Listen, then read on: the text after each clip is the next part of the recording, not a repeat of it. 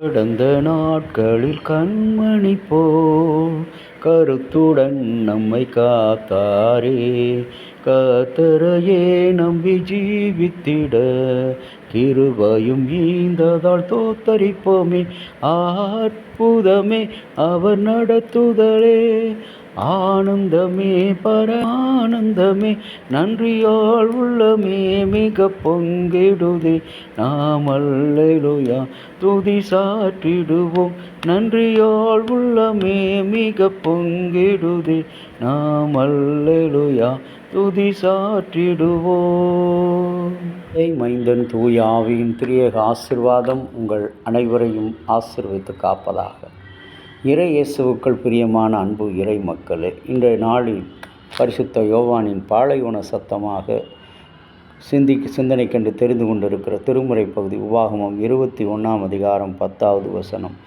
யுத்தம் செய்ய புறப்படும் போகும்போது உன் தேவனாகிய கர்த்தர் அவர்களை உங்கள் கைகளிலே ஒப்புக் கொடுப்பார். கடவுள் தம்முடைய ஊழியர்களை, ஆசாரியர்களை தெரிந்து கொள்ளும் பொழுது அவர்களை யுத்தத்துக்கு பழக்குவிக்கிற ஆண்டவராக இருக்கிறார். ஏனென்றால் இந்த உலகம் விலங்குகளால், தீயோனால் சூழப்பட்டிருக்கிற, நிறைந்திருக்கிற உலகம். இதிலே அநேக எதிரிகளும், வன்முறையாளர்களும், வாக்குவாதக்காரர்களும், பிரிவினைக்காரர்களும், பேத வித்தியாசம் பார்க்கிறவர்களும் தான் அதிகம். உடன் இருந்து கொண்டே உள்ளே குழி தோண்டுகிறவர்களைத்தான் நாம் உலகத்தில் சந்திக்கிறோம். இப்படிப்பட்ட நாம் இன்றைக்கு தனித்து விடப்பட்டிருக்கிறோம். தனித்து விடப்பட்ட மனிதனாக நாம் யுத்தத்துக்கு புறப்படும்போது தேவன் அவர்களை நம்முடைய கையிலே ஒப்பு கொடுப்பார் என்று சொல்லுகிறார். கிமு 27 ரோமாபுரியை ஆண்ட அக்டேவியன் என்ற மனிதர் தன்னுடைய அதிகாரத்தை எல்லாம் ஒப்படைப்பதற்காக செனட்டு முன்பு கூடி வந்தார். அவர் ஒரு ஆட்சியாளராக ஒரு உள்நாட்டு போரை வென்று உலகத்தின் பிராந்தியத்தின் பேரரசை போல செயல்பட்டு வந்தார். ஆயினும் அப்படிப்பட்ட அதிகாரம் சந்தேகத்துக்குரியதாக பார்க்கப்பட்டது.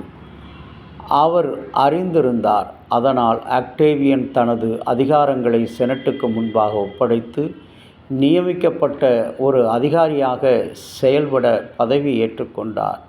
அவர்களின் பதில் ரோமானிய செனட் ஆட்சியாளரை ஒரு குடியுரிமை கிரீடத்தில் முடிசூட்டி ரோமானிய மக்களின் சேவைக்காரர்களின் பெயரிட்டு கௌரவித்தது. இந்த அக்டேவியஸ் மகா பெரியவர் என்று பெயரும் வழங்கப்பட்டது.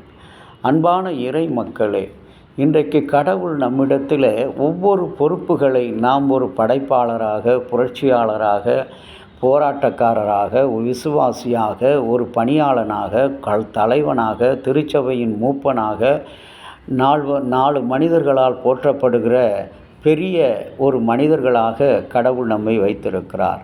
ஆனால் பெரிய மனிதர்கள் என்று அழைக்கப்படுகிற நம்மில் இருக்கிற சிறுதனமான எண்ணங்கள், கீழ்த்தரமான எண்ணங்கள், பிறரை வீழ்த்துகிற, பிறரை வாதிக்கிற, பிறருக்கு விரோதமாய் செயல்படுகிற மக்களாக காணப்படுகிறோம். இப்படி நான் செய்யும் பொழுது எனக்கு விரோதமாக எழும்புகிறவர்களை கடவுள் எப்படி உங்களிடத்தில் ஒப்புக் கொடுப்பார்? இன்றைக்கு உக்கிரான ஊழியக்காரனாக நீங்களும் நானும் அழைக்கப்படுகிறோம்.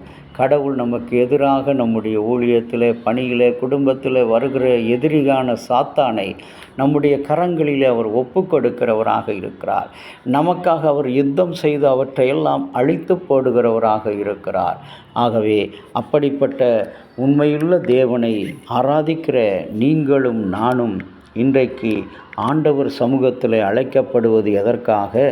நாம் அவரால் ஜெயம் கொள்ளுகிற மக்கள் என்று உலகம் அறியும் வண்ணமாக, நாம் ஆண்டவராகிய கர்த்தரால் ஜெயம் கொள்ளுகிறவர்கள் என்று அறியப்படும் வண்ணமாக.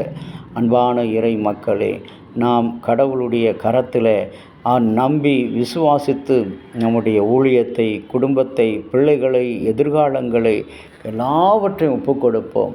கர்த்தர் எல்லாவற்றுக்கும் ஜெயம் மாத்திரமே தருவார். தோல்வியை ஒருவேளை அவர் தருவார் என்று சொன்னால் அந்த தோல்வியில் உன்னை ஆயத்தப்படுத்த, விசுவாசத்தில் உறுதிப்படுத்த, நம்பிக்கையில் உன்னை நிலைத்து நிற்க கடவுள் அழைத்திருக்கிறார். ஜெபிக்கலாமா? நேசமுள்ள இயேசு சுவாமி, உம்மை நன்றியோடு துதிக்கிறோம்.